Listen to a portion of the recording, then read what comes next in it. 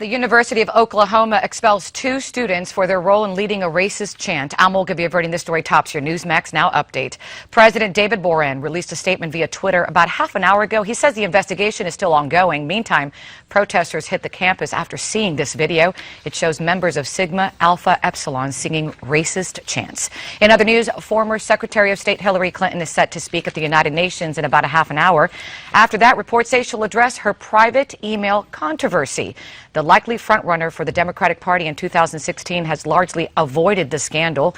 Last week, Hillary tweeted that she wants the public to see her emails, but no mention of the issue since. She even smiled and strolled past a TMZ photographer when spotted at Ronald Reagan Airport. Meanwhile, the White House admitted yesterday that President Obama exchanged emails with Clinton on her private account. But the president was not aware of the fact that this was a personal email server. And that this was the email address that she was using exclusively for all her business. And of course, make sure to stay tuned to Newsmax TV for continuing coverage of this story. We're going to cover it live. Cuba's former president, Fidel Castro, declares his support for Venezuela's Nicolás Maduro. This after President Obama issued an executive order yesterday naming the Latin American country a threat to national security.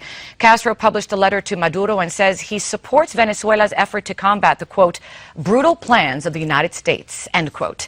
In the meantime, the Obama administration is working to restore diplomatic ties with Havana and plans to open an embassy there very soon.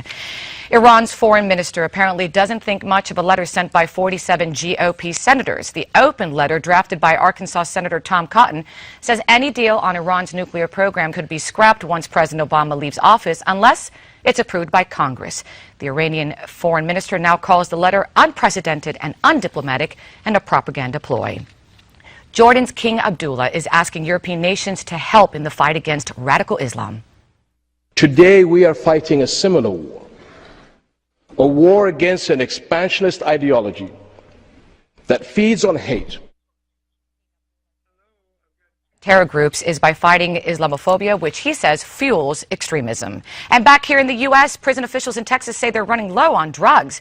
The Lone Star State has 6 lethal injections scheduled before the end of April, but they're low on a chemical supply of drugs to carry out these executions. The next scheduled execution for Texas is set for tomorrow. And finally, HBO announces it'll provide a standalone subscription to people who own Apple products.